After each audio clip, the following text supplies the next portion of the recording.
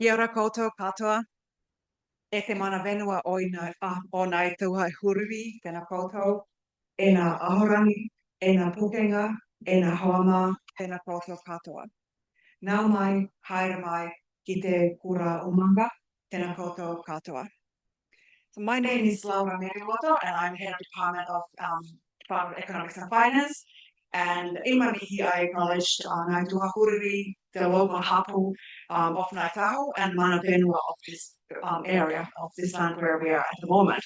As well as I welcomed all staff, students, and friends to the UC Business School.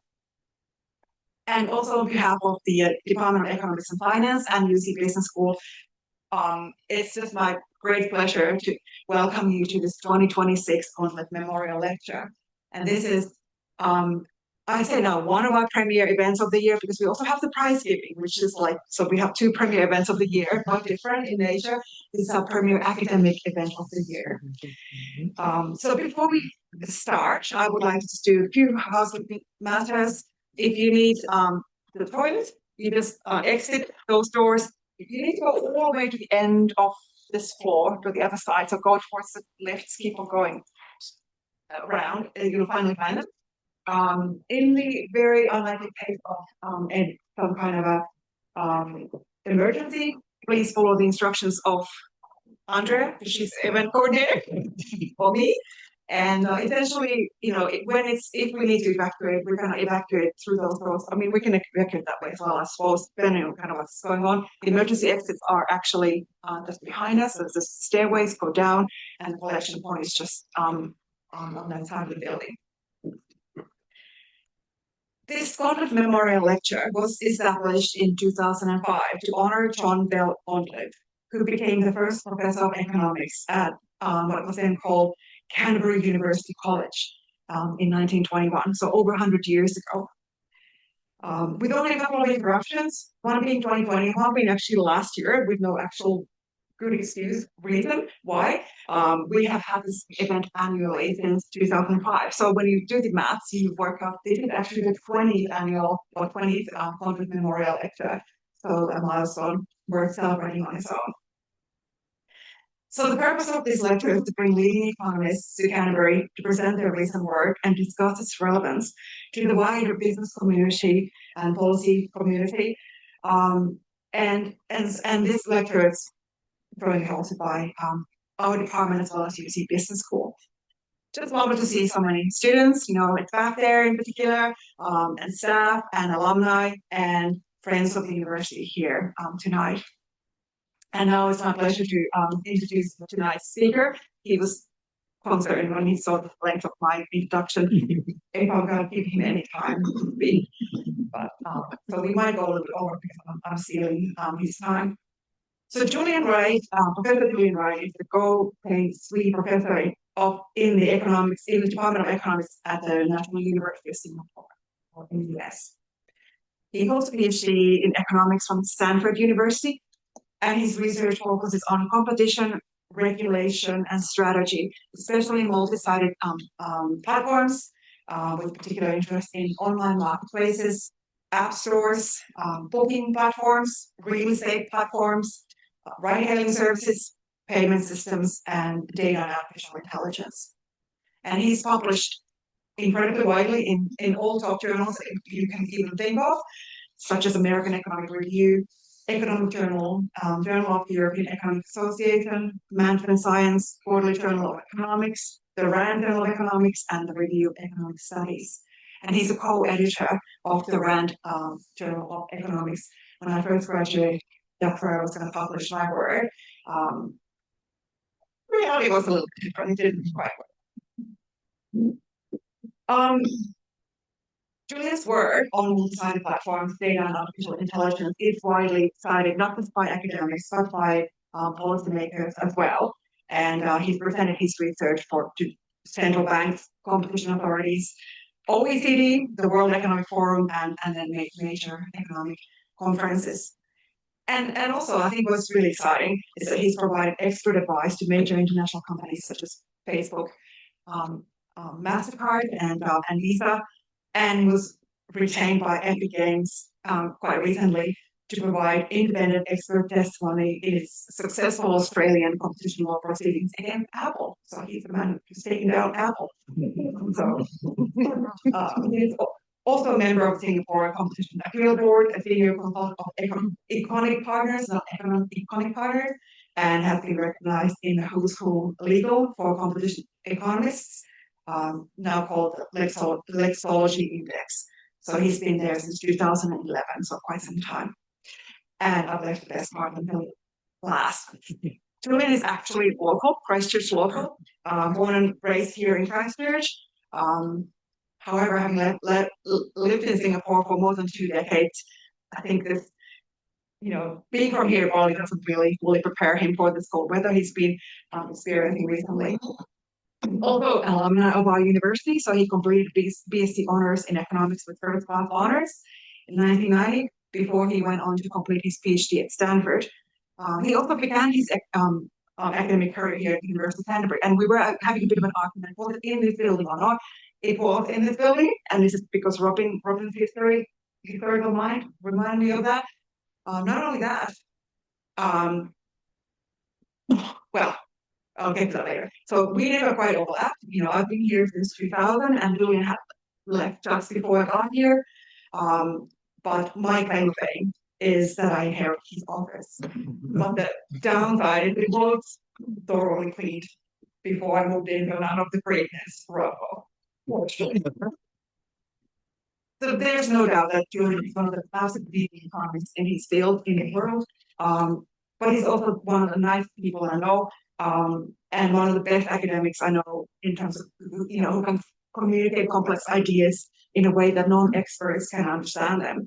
And this makes him absolutely perfect person to deliver the 20th Condliffe Memorial Lecture. So please join me in welcoming.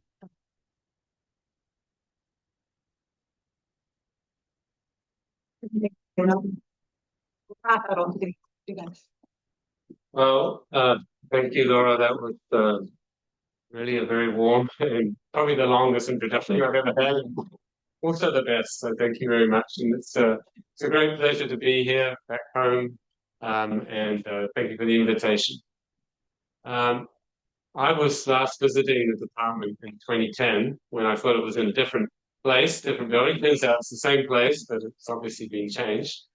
And obviously a lot has happened since 2010, not just in Christchurch, but around the world, and in particular in my area of interest, which is in these digital platform space.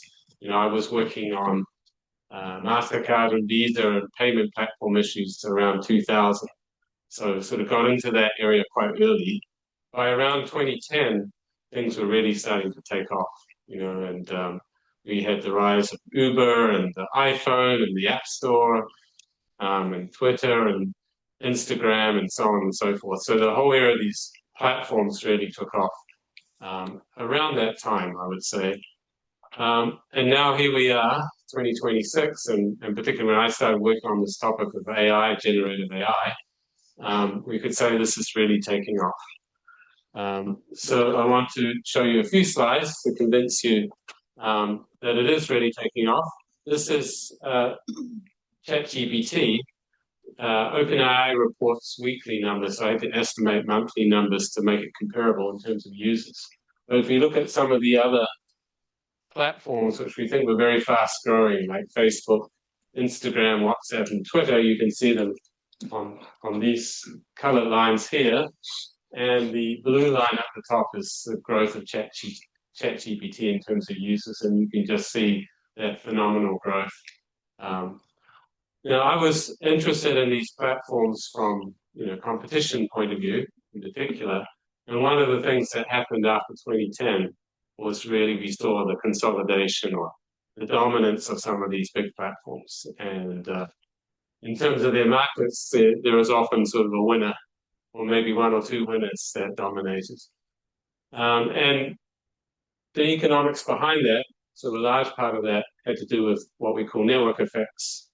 Right? So if you think about something like Facebook, as more and more people signed on to Facebook, it became more and more valuable and useful for us to use. And so that made more and more people want to use Facebook. And that network effect tends to lead to winner takes most dynamics, in which one firm dominates in a particular space, and that was sort of the story of many of these platforms. Now, the interesting question I think now is, if we see OpenAI with ChatGPT, or we see Anthropic with Claude, or Google with Gemini, are we going to see a similar story? And that's really the main thing I'm going to focus on in this talk. I'm going to show you a couple more of these types of slides, and then I'll tell you what I'm going to talk about, but that's sort of the motivation. So this is looking at Anthropic now. You can look at revenues. Okay, so, users is one thing, but these users are, at least for Facebook and Instagram, WhatsApp and Twitter, initially they were not making any money. Let's look at revenues.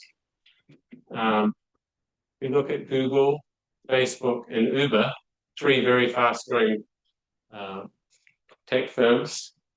You can see in the early years, no revenues, and then, revenues took off quite fast after a number of years. And then on the right, we see Anthropic. And even though this chart is a 10-year chart, for Anthropic, we're only going up. This is from the time the firm was founded, we're only going up to today. The estimated revenues for this year, and this is obviously estimated because we're not only halfway through the year, but it's estimated going to be close to $50 billion US for Anthropic. So again, it's really a different scale. And then most startling of all is if we look at valuations. So Anthropic is not a public company yet. It's traded in the private market. So you can look at the secondary trades. You can look at the valuations. It's currently valued around 1.2 trillion US dollars. Okay. After five and a half years since its founding. If we look at Google, Facebook, Uber after around similar period, I mean, these are very, very fast growing in terms of valuations, but I couldn't put it on the same scale. So when we look at OpenAI and Anthropic in the slide, we might start to wonder, well, these have been even faster growing. Are we going to see a similar dynamic? Are they going to dominate and going to be these two winners amongst all the potential AI firms? So that's the central question I want to ask. And why would, if they are going to dominate, what would be the competition concerns, or what's the sort of economic reason behind that? If they're not, why not? What does that imply for policy? But, I did say that the talk was going to be about economic implications of AI, so I want to go a little bit beyond that.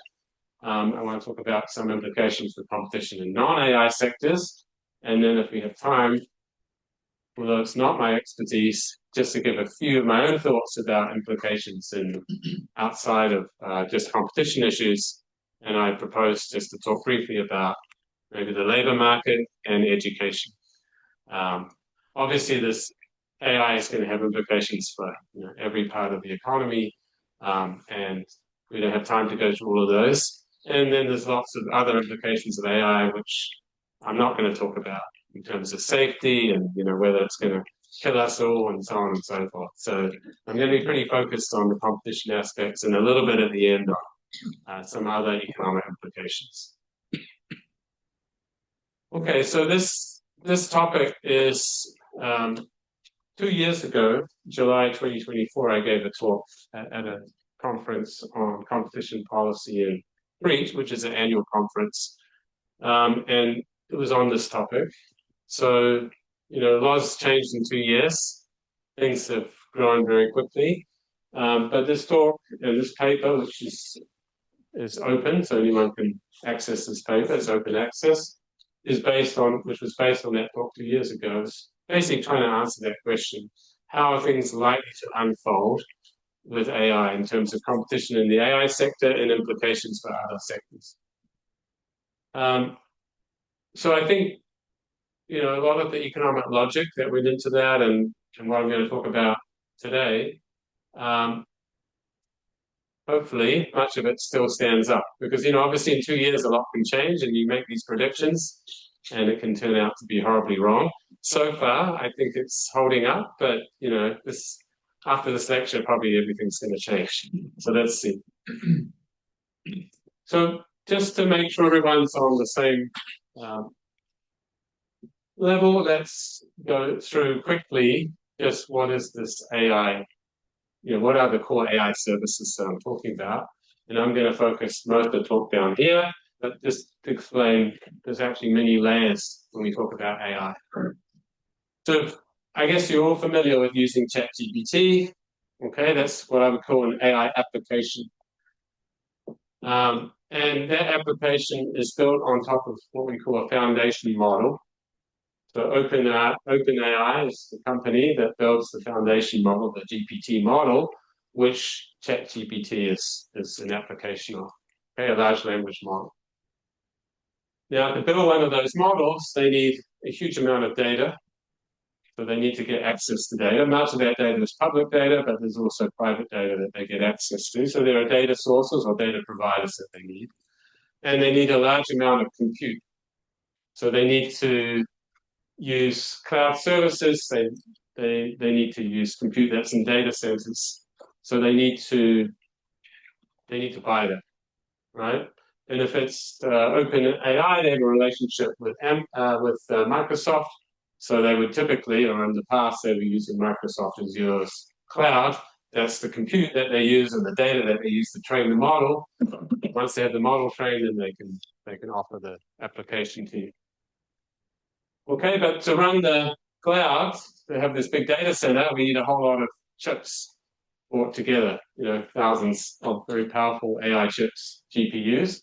And for that, we then go to the main supplier, which is NVIDIA, which has around 90% market share of these GPU AI chips.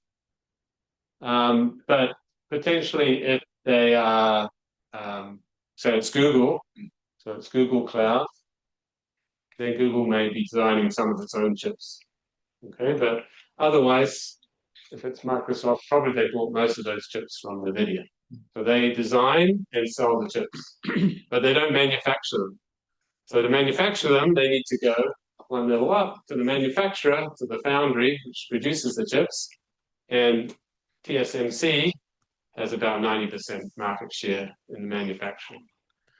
Okay, and they also need high bandwidth memory, and there are 3 companies that dominate that space, two big Korean ones.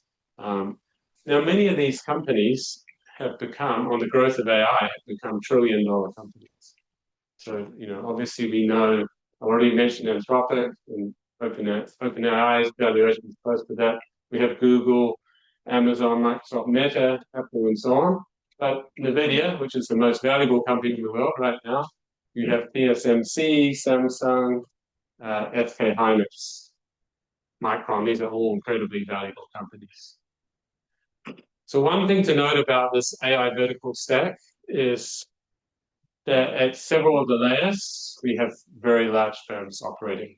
And they have to deal with other very large firms operating both upstream and downstream. So they have to buy from very large firms and they have to sell to very large firms. And that makes quite interesting vertical relations and dynamics. So a couple of features of that AI vertical stack. One is, I would say, it's highly concentrated at many of these layers. I put many names here, but really, for many of these layers, with the exception of data, there's really a small number, 1, 2, or 3 companies that are dominating right now. Okay, but there is a number of entrants. And what is the reason for that? So if we at least go from here upwards, from foundation models in terms of cloud services, chip design, manufacturing, and so on, a big reason is just the massive economies of scale that you need, right? If you're going to build massive data centers, we're talking investments that are in tens of billions of dollars. And their outlay in any given year of these big firms is, can be $100 billion outlay in just investment in the data centers. So huge economies of scale that naturally limits the number of players you're going to get. But it's a very big market, right? As AI spreads, it's becoming a huge market. So that does mean that, even with big economies of scale, you can support more firms, and we would expect to see some entry. The other thing is this very important learning by doing. Learning by doing just means, as a company like NVIDIA is designing chips year after year and working with customers, it gets better and better at designing those chips. It has all the know-how and the expertise. And so if a new firm comes in, they're sort of behind, right? And so that's a barrier. You have to catch up to NVIDIA.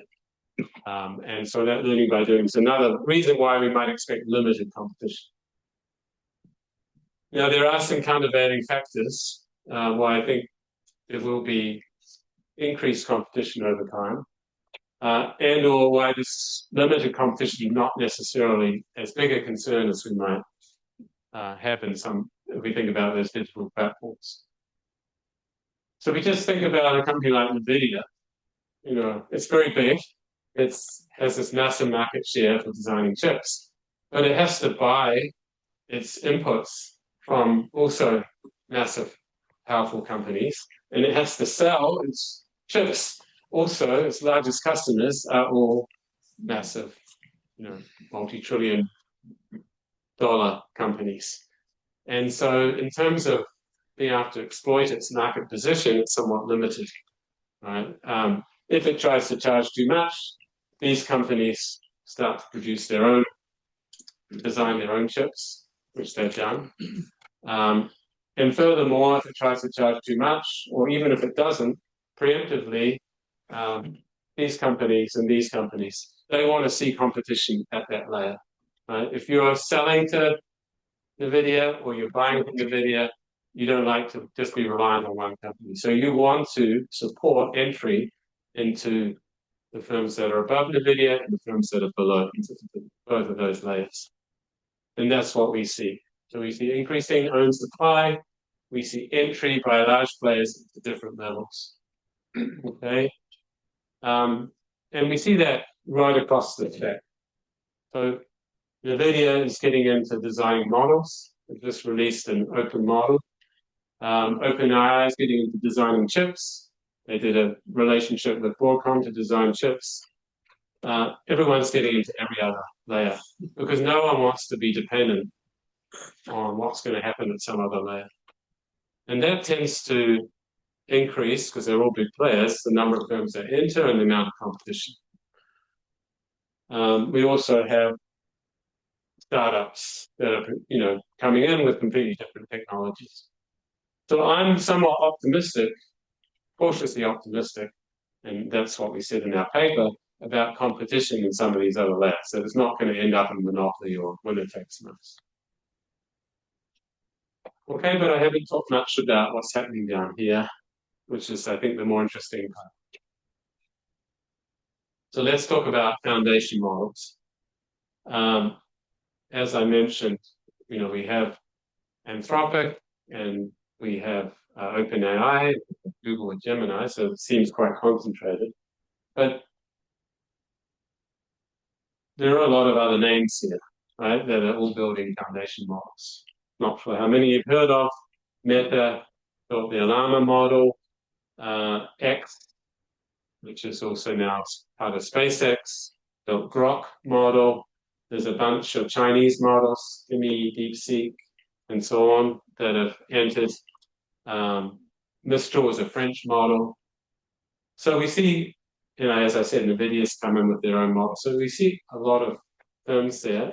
When we looked at this question 2 years ago, there was sort of a lot of, small, relatively small players. And the question was, are we really just in a situation like we were in the early days of the internet, where there was a lot of players, there was a lot of search engines, right? I don't know who remembers them. I do. Some of these Ask Jeeves and Yahoo and so on. There were a lot there.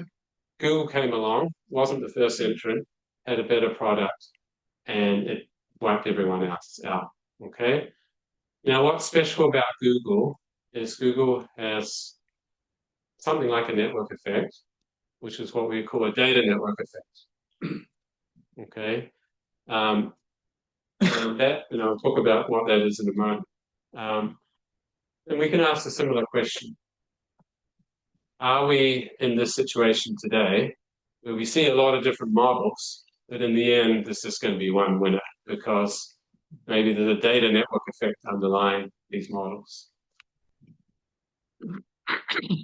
Okay, and that view has, at least, in the last couple of years, it's been circulating around. It's, I think, quite common amongst academics and policymakers that, this is very similar to what we had before. There's a data network effect. We're going to end up with one winner, one or two winners are going to dominate. This is a concern, okay, in this model space.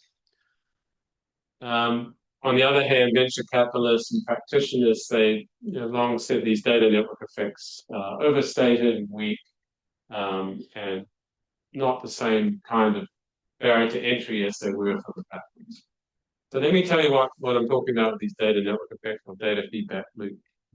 And this is something where we've, with my co-author, we've modeled how competition works under these different types of data feedback loops. So I want to talk about two types of feedback loops with data.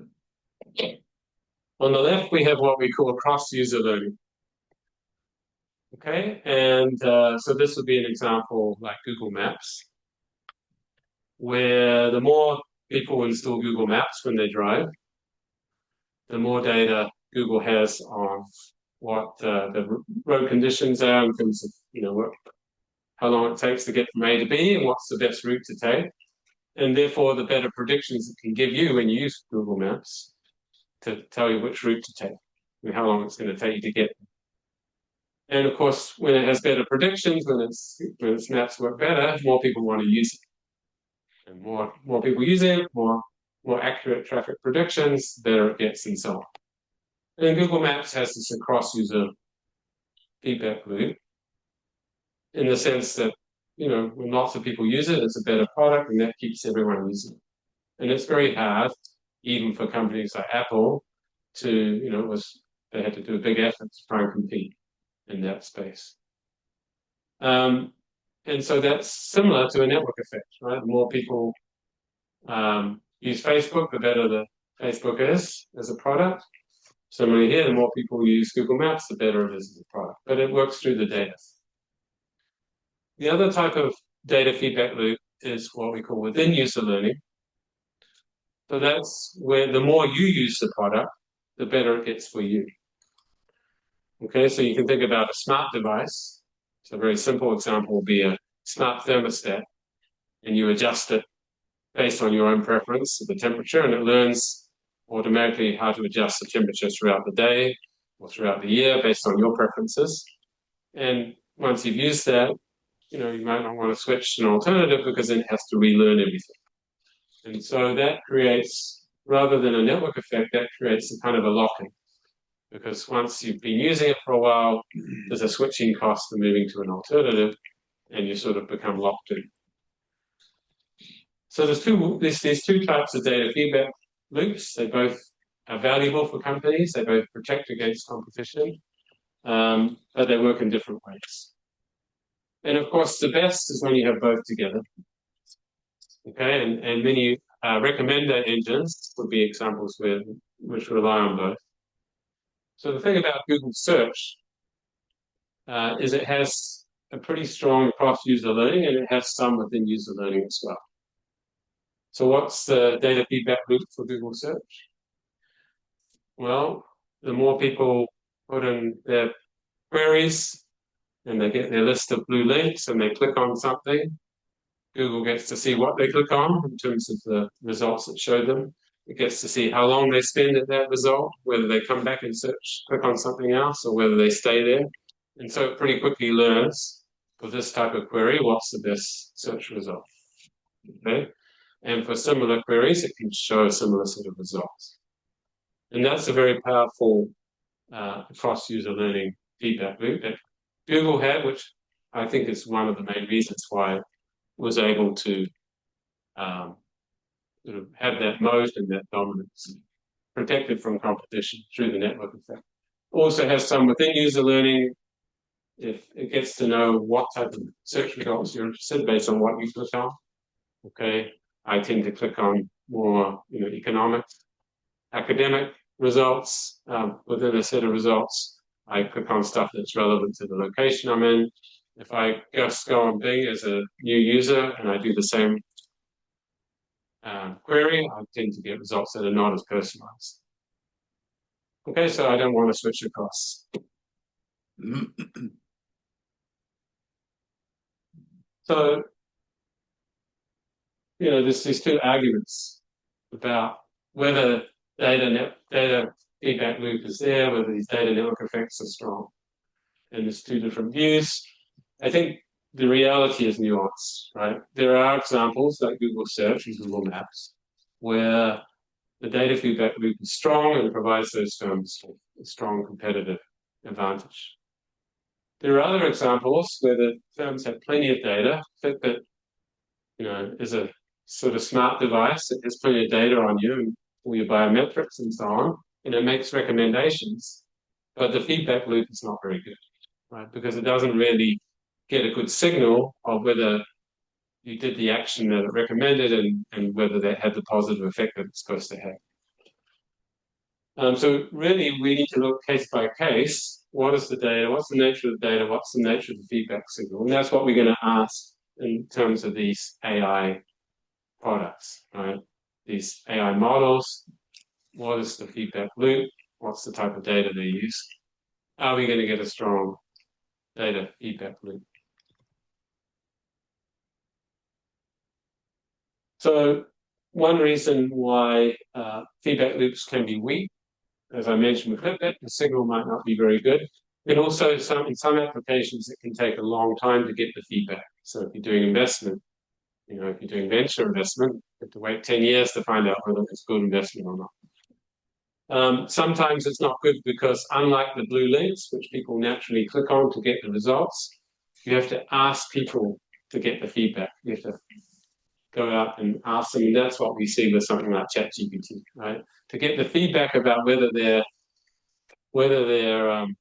result to your prompt was good or not, they ask you thumbs up or thumbs down, or they give you something like this, which is I find quite annoying, and you have to pick one, right?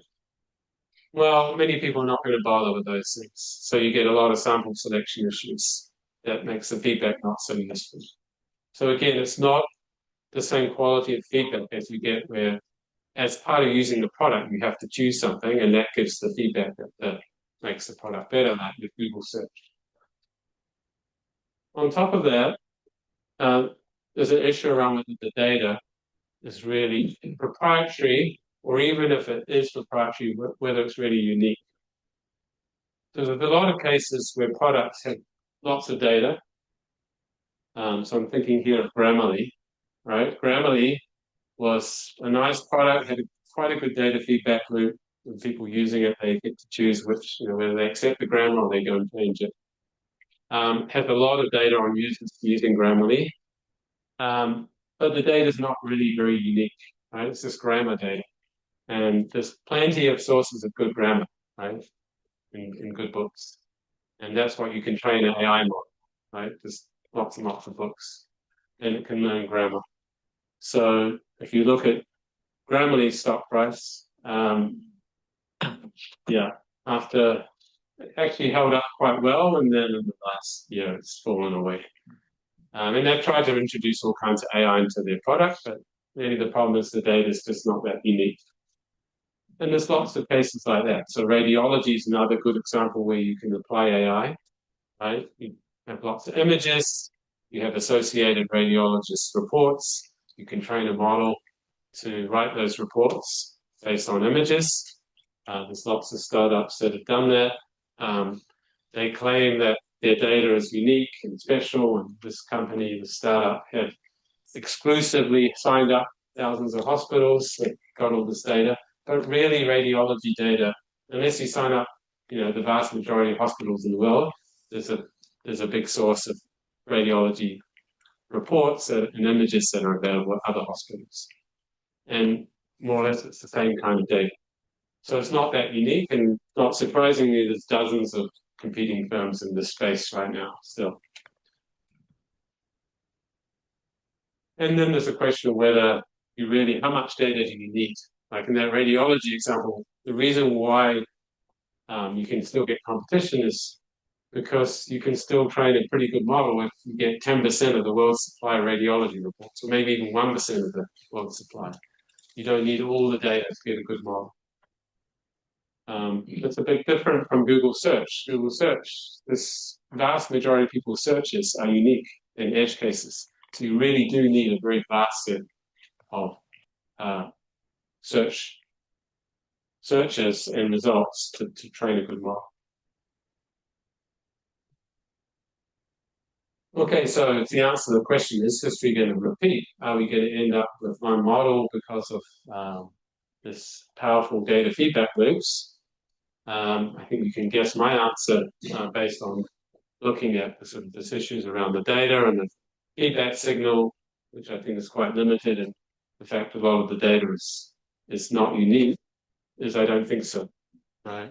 I don't think we don't see a strong data feedback loop. One thing about the models is also there's no continual learning. Right now with the current models, they're done in batches. You know, you release a model, you put it out in the world, people use it, then 6 months later, you release another model, and maybe you learned something from the previous model, but it's not a continual learning process. That's something that they're working towards. So maybe in the future they'll get models that are continually improving as people use them, and then we might see a stronger feedback loop. But right now we're still far from that. But there's a bunch of other reasons why I don't think we're going to have a winner takes all, winner takes most situation with these models. So unlike search, when we're talking about a foundation model, even a large language model, it has many applications, right? And so there's many dimensions on which you can differentiate. One model is going to be better for enterprises, which is Claude, and Anthropic's model. Another model is going to be better for consumers. That's going to be ChatGPT or Gemini. And so these models can differentiate in many different ways. And so there's space to have many models competing. Another difference from our search example is in that example, we had a bunch of small startups. I mean, they got quite a bit of money, but we're talking millions of dollars, not billions of dollars like the current companies. In the end, with the dot-com crash, they basically all got wiped out, except for Google and maybe Yahoo. We're in a very different world now, right? All these model providers, all these companies trying to build models, whether it's SpaceX or Meta and so on, they're putting tens of billions of dollars into it. These are trillion-dollar companies. They have a lot of resources. They're not just going to easily fold like we saw in the past. We have another difference is we have all these open weight models. So these models, largely produced by the Chinese, but I think increasingly will also come out of the US and other places. They are free to use and build on top of. So they provide a strong competitive alternative. They're much cheaper. They're not necessarily right at the frontier as the latest foundation models, but they're not far behind, and they're always sort of one step behind. And if you're using this as an enterprise, you want to have a model to run your customer service, you don't necessarily need the latest, breakthrough foundation model to run your customer service, especially as these models get very good, right? You don't need your model to be able to solve difficult differential equations and understand, special relativity and so on. You just need it to be good with voice and language. And that's what these open models will be able to do very well. So many enterprises are building on top of these open models and increasingly bypassing the expensive closed models of Anthropic and OpenAI. So a lot of that revenue growth you saw for Anthropic, it's based on enterprise sales. They're selling, enterprises are using those for coding, right, and for many of these applications, such as customer service. But as that becomes very expensive, they can switch to these free models and build on top of themselves. And increasingly, we're seeing that. But it's a very big market. So even if you get a relatively small part of that very big market, it still creates a huge amount of revenue. So there's many reasons why we think that this is not going to end up in the same situation as Google. Okay. The last layer we talk about is the AI application layer. And I think here this is the area where I'm least confident that we're going to have strong competition. This is the most like our Googles and our Facebooks and our marketplaces, Amazon or Booking, take your pick, where we might see a small number of gatekeepers arise. Okay, and why is that? Well, this is where these AI assistants that we'll use will connect us as consumers with business providers. And this would be a natural first way in which we would search for things, find things, and ultimately buy things. We'd go to our AI assistant, we'd ask, which rooms are available in Christchurch and this night, where should I stay? And it's going to make the recommendations. And then it's going to allow us to purchase. We're not there yet. It doesn't allow us to do the last step, but it will, fairly soon. And so once it becomes the main way we find and purchase products, it becomes this sort of gatekeeper between consumers and businesses. It potentially has a powerful data feedback loop from product recommendations because it gets to see amongst those recommendations which one did you end up buying, and it can also get your feedback from that purchase. And then businesses become increasingly reliant on such an AI assistant, accessing an AI assistant to reach their consumers. And you can imagine they're willing to pay these AI assistants to have their products recommended. And then we're very much in the sort of thinking about displacing our existing gatekeepers, which are playing that role currently. So I think this is something we should be aware of. That's likely to happen.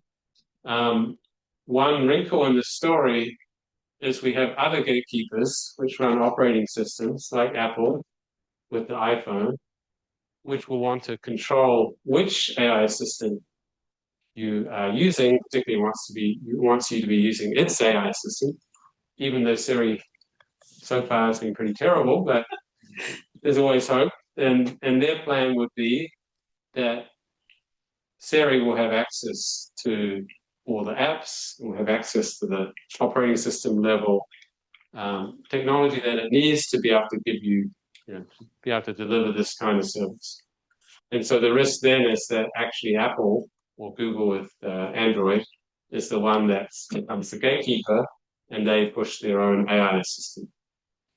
And so then sort of raises the policy question, well, is that going to be a good outcome if we can't have competition between these AI assistants for reaching the consumer? So let me just quickly touch on policy implications. I'm mindful of the time, which We still have like 10 minutes. 10 minutes. Okay. Thanks to so I won't spend much on policy because I do want to get to those other economic implications. I just think it's way too premature to be thinking about AI type of regulation. I think anything we do now is probably going to be obsolete by the time it's, takes years to implement this kind of regulation. If we were going to regulate, I think it should be broad in the sense that it's not specifically just for AI. It's you might think about having some general requirement for operating systems to allow other apps to have the same or equal access as, say, Apple or Google's own apps do on iOS or on Android. But that could be a general policy, not specifically just for AI assistants, but it would also apply to AI assistants. And that's very much in the spirit of the Digital Markets Act in Europe. They have that, and they're now applying it specifically to AI assistants. And you might think about a general data portability requirement, which would allow us to take our data from one AI provider to another, make sure we can transfer that data across so we don't get locked into one. So these sorts of things are worth thinking about. But realistically, in maybe New Zealand environment, probably the better thing to do is just working out, yeah, the criticism was in the last wave of the digital platforms that regulators were too passive and they didn't react fast enough. And then by the time you do these court cases, they take many years. And then sort of these companies got locked in, they became dominant, and you can't unwind it. So I think, learning from that, they need to be talking to customers, understanding what issues are as soon as they arise. If there's any competitive conduct that they're engaging in, find it out early and act aggressively under the existing laws. And I think if that's done properly and aggressively, it can have quite a effect on the behavior of these firms. And I think what we see currently in the AI sector, we don't see exclusive deals being written between, one level and another, either with exclusive access to my data or to my model. We don't see any of those kinds of exclusive deals because I think those firms understand that once they go down that road, there's going to be aggressive policy reaction and or lawsuits under competition law. And so I think just a reputation for being aggressive can be enough to keep them behaving well. Okay, what about implications for competition more generally? So when we started thinking about this a couple of years, I guess 2.5 years ago, what was very unclear was AI going to be good for existing firms? Because these are the firms that have all the data and they have the distribution, or was it going to be a threat? Was it going to displace them? It wasn't clear initially. If you believe that data is very important, then you say it's actually going to be good for the incumbents, and they're going to benefit from AI. But if you think the data feedback loops are actually quite weak, then AI can provide alternative types of services and can pose quite a disruptive factor. And I think what we've seen is it's actually more the latter, that the incumbent firms have been hit quite hard by the introduction of AI. So I talked about Grammarly as an example. All the big software as a service firms selling to businesses have all been hit very hard, at least in terms of their stock market valuations, because there's a fear that anything built on software, well, AI can code, can rewrite that software. And so what used to be sort of a barrier to entry, that entrant would have to come in and write a whole bunch of software, has largely gone away. And if we look at the valuations, so this is 3 companies, Grammarly, which you've already seen, Monday.com and Wix. So these are business software companies. You've probably heard ads for Monday.com, even if you haven't used the service. And Wix is, a website kind of builder. These companies have been hard hit because it's thought that AI would be able to do what they currently do. So I think of generative AI as somewhat of a moat killer. Right? It's really destroys a lot of those existing types of moats. And if we look across a bunch of different services, where there are large firms in marketing or consulting or media, publishing, game developing, accounting, and so on, I think we're going to see a lot of disruption from AI, and it's actually going to make things, from a consumer point of view, going to be more competitive, and it's good, but for the incumbents, it's probably bad news. Okay, so let me finish with 2 slides, one on jobs and one on education. So I'm now well out of my depth. I'm not a labor economist, nor do education research, but these are just my personal reflections on these 2 areas, and we do hear a lot of this in the news. So AI is going to take away all the jobs, and it's going to be mass unemployment, and then with mass unemployment, no one's going to have any money to spend on anything, and the economy's going to tank. So that's definitely out there, that narrative. And obviously, it will just, as I've mentioned, it's going to displace jobs in a lot of industries. So that part is true. It'll be very disruptive for those people who made unemployed, and the transition will be very difficult. But what we know from past technology waves, even if we go back to machinery, introduction of machinery to agriculture and fertilizers to agriculture, I mean, a massive disruption, wiping out over a long period of time, wiping out a huge percentage of the workforce in terms of no longer being needed for those jobs. And if you were living at the time, you would have said the same thing that these people are saying now. Well, it's taking away all these jobs. What are these people going to do in the future? And that's the difficult question to answer right now. You say, what are all these people who are going to lose their jobs because of AI? What are they going to do in the future?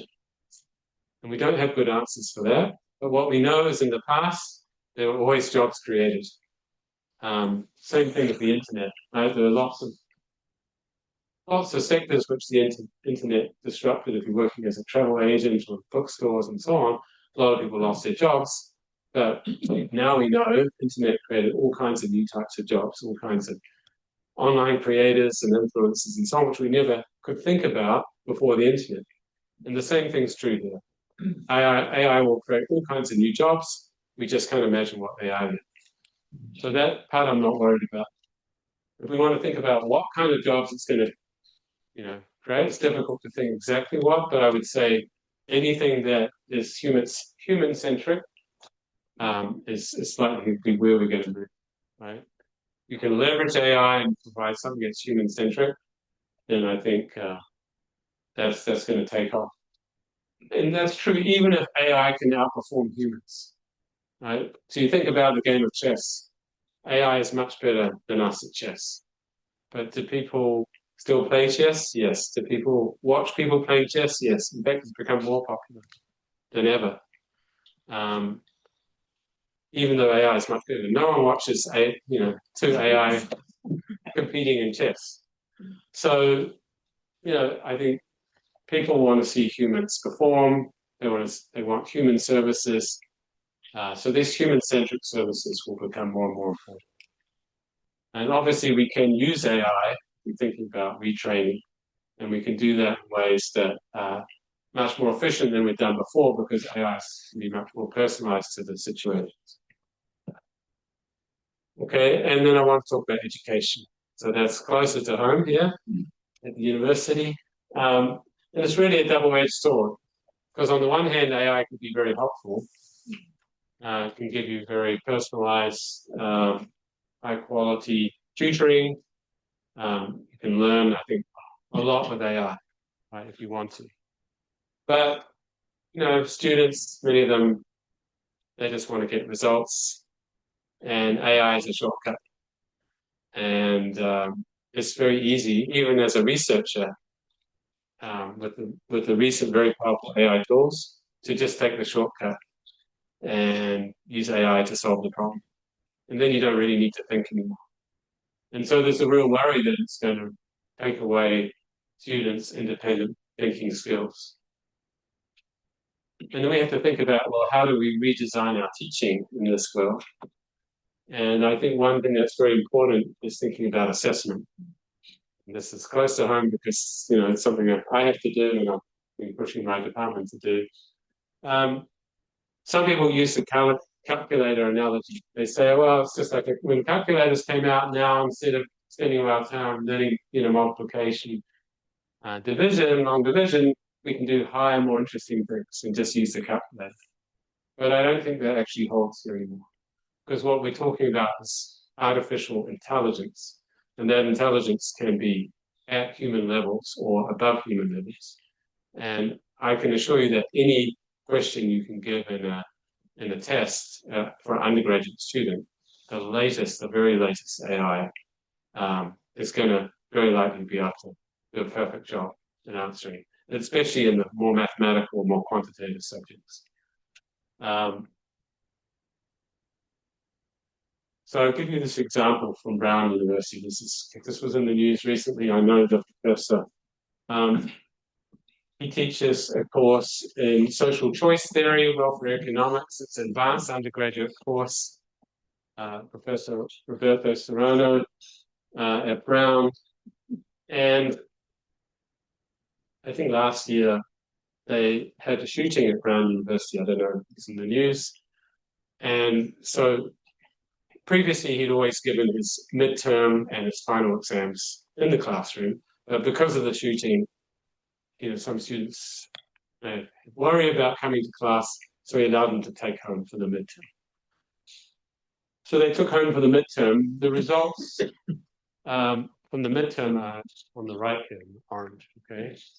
So many people got 100%.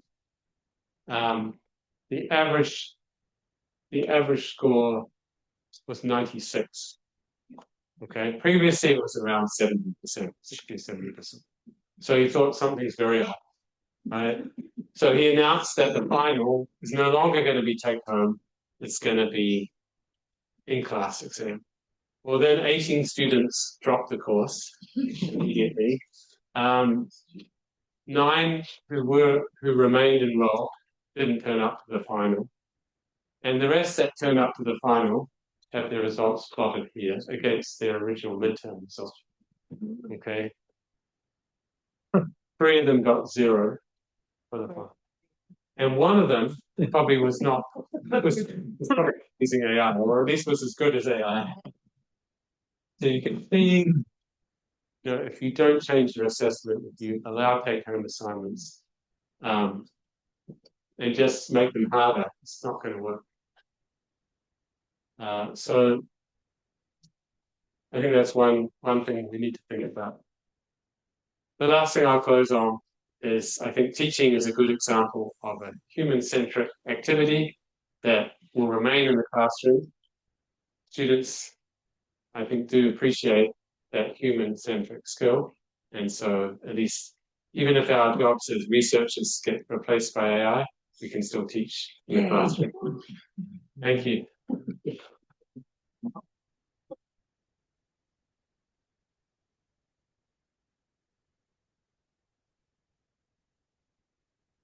Julian, that's absolutely amazing. Now we have some time for questions. I don't think we have a roaming mic, so we'll just have to use our, outdoor voice today so that we can all hear. Yes.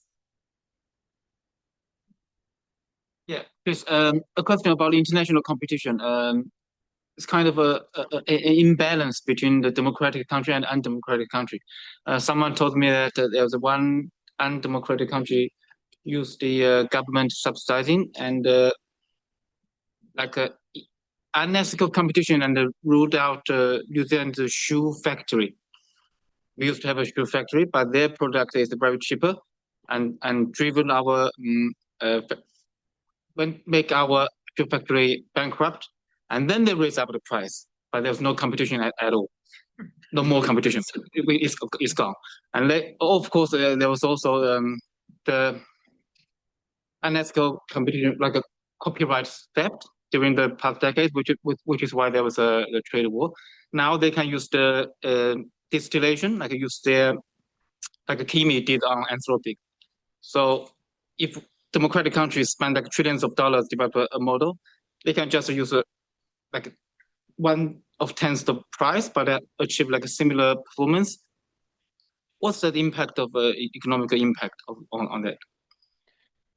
So I think distillation, which is where one model provider basically puts lots and lots of prompts and gets results out of another model and uses that to train their own model.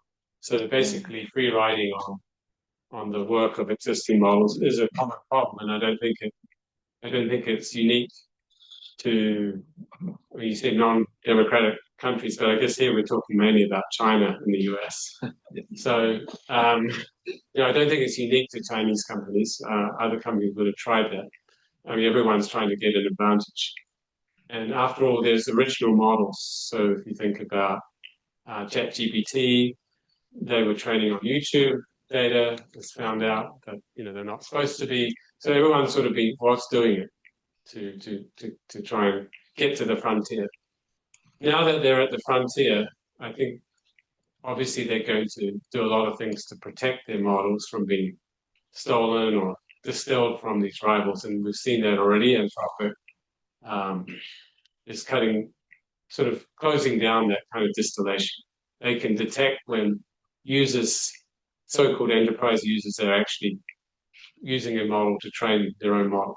So they're really cutting down on that. I think they can do things to stop that. That will naturally happen. And I think over time, the Chinese firms, I think, will be able to develop in their own way without relying on, the US models, just because they have the capital, they have the talent, they have the resources. So I would expect in the longer run that issue will tend to go away. Yeah, can you explain the economics of open source models? Okay. So I mean, how can they remain competitive? first of all, when we talk about open source, normally we think of something where it's code and you get access to it and it's free, and then you can I'm change talking it. about these Chinese models like So UN and so on. so they're not normally open source. They're what's called open weight. Okay, sorry. Yeah, so they're not completely open. So the economics are similar to open source, though, which is when you are behind, your best bet to get people to use your model and is to make it free, get people using it, try and catch up, get close to the frontier, and then close it up. And we've seen those Chinese model providers starting to close their models. And I think that's going to happen very soon. So as soon as they reach the frontier, it's not going to be open anymore. But there'll still be competitors. And that's very natural. Same thing with Meta. They had originally an open model, they're now talking about having a closed model. So it's just a strategy that they use to get their model out there, get some feedback on it, get some usage, and then if they're successful enough, eventually they close it and try and make money off it. Do you think energy will be a limiting factor on AI? Is energy going to be a limiting factor? Well, it is somewhat right now, because the growth of data centers is a limiting factor on these models and their usage. Right? They have to curtail the usage because they don't have the compute. They don't have the compute because they don't have enough data centers, and they're rapidly building data centers, but they can't build data centers unless they get access to energy. And part of the backlash in the US, at least, about building those data centers is the effect they have on the local community and energy consumption and pushing up power prices. And they're doing things to get around that. They're saying, well, the data center has to build their own energy, or they have to guarantee that power prices will not go up. And so that's the strategy that they use. But right now, it is a limitation. Do you think that so-called non-democratic countries which have access to larger amounts of data centers, when the US hits a limit, that maybe they'll have the chance to compete on a more even level, or can we not really? So US has all these nuclear power stations, right, that they're building very rapidly. So they have a lot of energy for sure. US is building, but it's slow because of regulatory issues to build nuclear power, for instance, which is one good way to provide a lot of energy. But they can also run some of these data centers in other countries. So Middle East, be one example where they have access to cheap energy. So it doesn't have to be all done in the US. How do you see the mode of these companies which have financial data like Reuters or Bloomberg and in our case, university case, Elsevier, which has all this sort of scientific knowledge and data, which they sort of have proprietary. How does the mode of those companies going to change, and how do these AI models even get access to Elsevier's data? How does that work? So normally they would license. So I mean, initially they would just steal it, right? I mean, they would somehow get access to it, but without permission. And there's a lot of lawsuits right now because they access data which they didn't have permission to access. But now, because of those lawsuits, they would have to license it. So it's just a question of whether it's worthwhile, you know, in terms of the amount of money they have to pay and who can make the best use of it, but ultimately, if they can make better use of it than the data owners, then it should be licensed. Now, the interesting question, I guess, is will it be exclusively licensed? So, you know, if one AI model gets access to it, or is it going to be open to everyone to buy? And currently, the model seems to be fairly open. So, an example is Reddit. Reddit has a lot of very useful data for training these models, and it has licensed that data to Google. It's also licensing that data to OpenAI. It's willing to license it to multiple model providers. The concern would be if it becomes exclusive, and if it's a very important data set, like scientific data, then only one model provider gets it. That raises competition concerns, I think, and that could be potentially lead to competition cases, and that might be one way of opening it up if we got to that. But so far, we haven't had a problem with exclusivity. I think with the academic publishers, they're going to try and hold on to that, you know, all that very valuable data they have. You can see that as a journal editor, I see that they don't want us to allow the papers to be put into AI. They don't want us to. So one reason why we might want to put a paper into one of these models, into one of these chatbots, is we want to find out who are good referees, right? They don't allow you to put the paper in, even if it's not even published yet, just if it's sent to that journal. And then they say that the articles cannot be used in that way. And they're trying to limit these models' access to that data. But, you know, as researchers, you know, it's our papers. They haven't been published yet. We can put them in there. I think those models will get access to a lot of learning through working papers. Working paper can be used. So, Repack series. Jeremy, I think that's maybe the last question, if that's all right. I teach a course in development economics, and we're just in the introductory part. We're looking at the growth disparities between, you know, bottom income countries in sub-Saharan Africa and middle income countries and developed countries. And a student at the end asked me a really good question along the lines of what you're looking at, which is how is the advent of AI, you know, on net, do you think this is going to kind of lessen disparities and increase some congruence, or is it going to kind of make things increase disparities? And it may be way outside of IO, but I just wondered if you've given this any thought, because I could think of competing, offsetting things about it. yeah, I think I would be the same. I can see it going either way. I thought about income inequality a little bit more, which I think is also can go in either way. But yeah, I think that's a good question. And my feeling is in the short run, it's probably bad for the poorer countries. In the long run, that's harder to say. I think that concludes our Condliffe Memorial Lecture, and I just want to again thank Julian for coming here. It might be obvious to you that he may not have accepted the invitation if he wasn't one of our alumni. If we didn't have this long-standing friendship. It's just amazing to have somebody of his caliber to come and talk to us. Also want to thank Andrea for coordinating the event, and then Kay and Claire, who are not here anymore, for looking after our catering, that I hope has arrived. I'm assuming that it's behind those doors because I haven't seen it. Is it there? Okay, wonderful. And also Albert for looking after the IT. And now what I would like to do is to invite you all to stay, and if there's wine still left, I hope there is. Enjoy that, and then there's food in the back. And I think another helper that I haven't thanked yet, which is Steve Hickson. Where are you? Will. The next one to help. He's going to actually help us get access to the food, and other maybe members of the department may potentially maybe help as well. Get us all easy access to the food. So thank you again, Julian, and Thank you.